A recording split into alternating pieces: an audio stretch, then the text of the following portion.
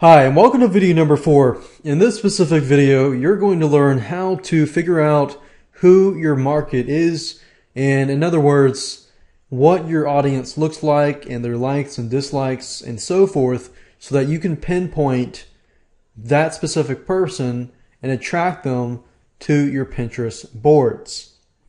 Now, the big mistake is this. Don't jump into Pinterest and just start pinning just yet. We're almost there. But we're going to do some planning, do some brainstorming right now to figure out which direction that we need to head. Once you figure out this direction, then you can jump in. Now, if you don't know your audience, then how can you cater to them?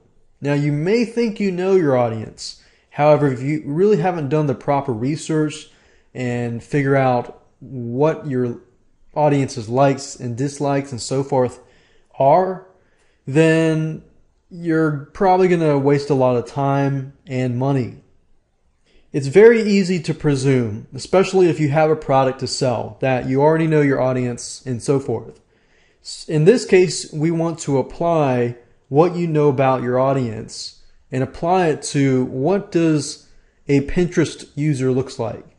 So if you know what a Pinterest user looks like, you can find them, you can follow them, you can figure out what they're posting and pinning and repinning and so forth to understand the psychology in why they do certain things, what they like, what they don't like, and this and that.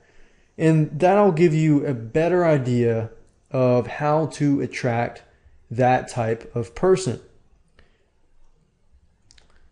So what do you need to know? We talked about you need to know what your audience looks like. You need to know what they're pinning. You need to know what makes them laugh, what inspires them, what makes them sad, what makes them happy, and so forth and so forth. And I know I talked about this in the previous videos, but we're actually going to figure that out right now. So how to fast track? There's a 3-step process here. First, we're going to want to do a quick demographics check.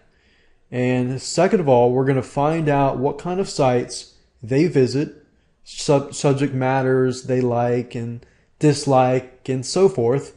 And third, we're going to use that information that we find and we're going to go on Pinterest and we're going to follow some people and we're going to figure out what they are repinning and pinning so that we can apply what we know to attract that type of person. Make sense? Alright, so let me go ahead and show you how to do that. And the first site we're going to go to is Quantcast. What you need to do now is to open up 3 different websites. The first one is called quantcast.com. The second one is alexa.com. And the third one is, of course, Pinterest. The first 2 are going to help us figure out in terms of demographics, what kind of sites the audience visits and so forth. So that way we can kind of get an idea of who are in our demographic, who is in our demographics in terms of the majority of people.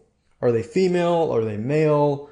Are they a specific age? Are they specific race, ethnicity? Are they in a specific region? And this and that. The first thing you need to figure out is, what are you promoting?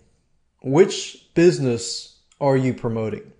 Let's say, for example, that I am promoting a cookbook that deals with desserts, cookies, cakes, cupcakes, and so forth.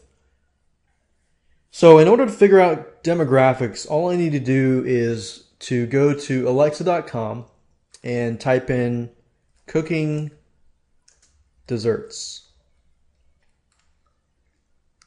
And what this will allow me to do is to figure out websites that deal with cooking desserts that are some of the top websites.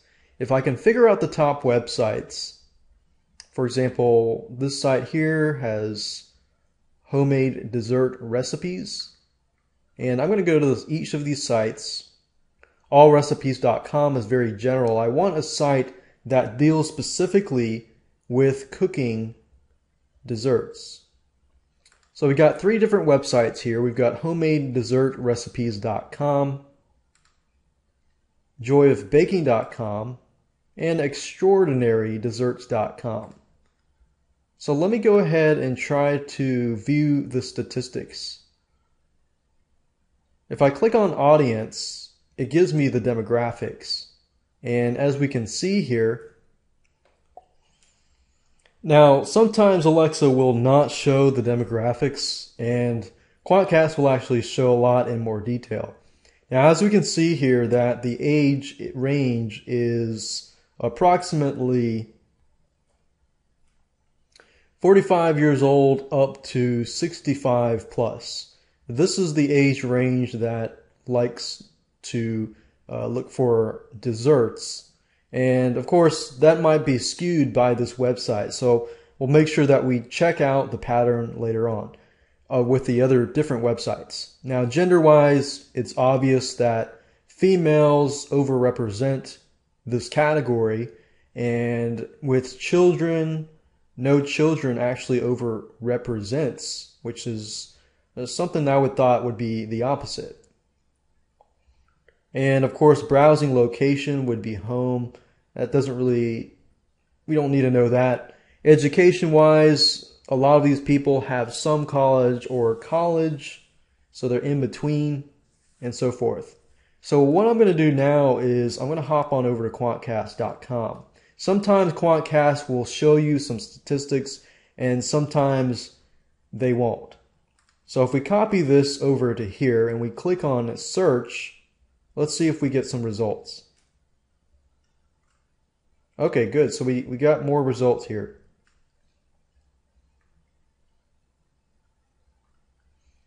So we see right here that it's obvious that females, there's more females here. And in this case, the age is a little different, but has kids, no kids, has kids. And then in terms of how much money they earn, the 50 to 100,000 is the majority, but it seems to be about average. No college and grad school seems to be like the median. And here's the race here. So as we can see, it's kind of similar, a little bit different in certain senses, but I'm going to keep going and look at different websites. We got joyofbaking.com. So I'm going to go to joyofbaking.com, and can I get an idea of what they're all about? Okay, good. So they're all about desserts here. All right. So now I know they're all about desserts. I can click on audience, and I see here that it's mostly female. It's about average here. It's about the same as the other one here.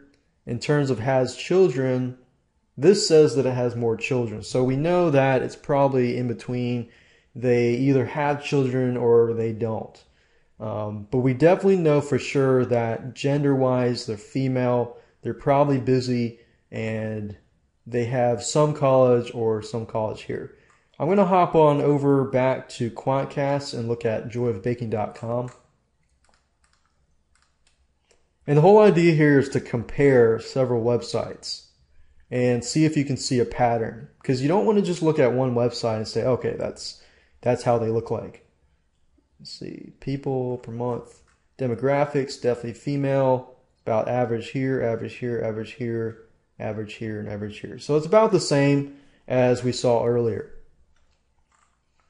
Now in terms of websites, we can see that they visit a lot of cooking websites, as you can see here.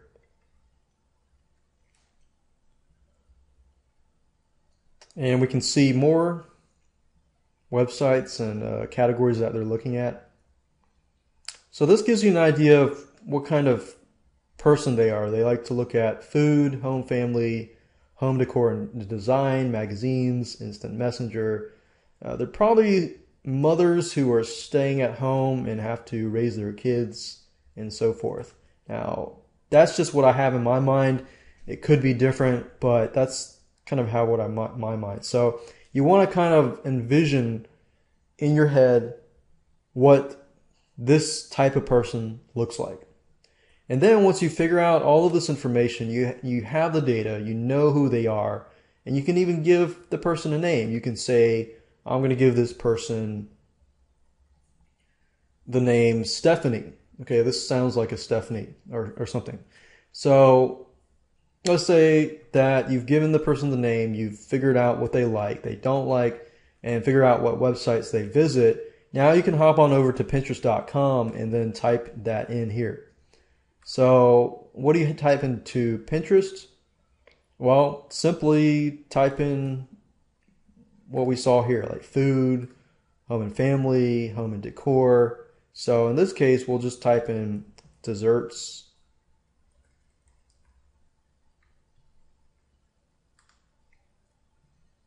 And do a search and just look through. And I would probably click up on one of the things at the top here because this one has 600 likes, and I'm going to click on this, and it was pinned by Samantha. I'm going to click on her, and I'm just going to go through here and try to get an idea of what other things Samantha likes. Food, animals, desserts. And look at what these comments are. It says, is there a recipe? Yum, that looks good.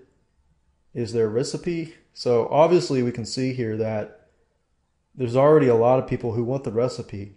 They already see the picture and it looks really good, but they want the recipe.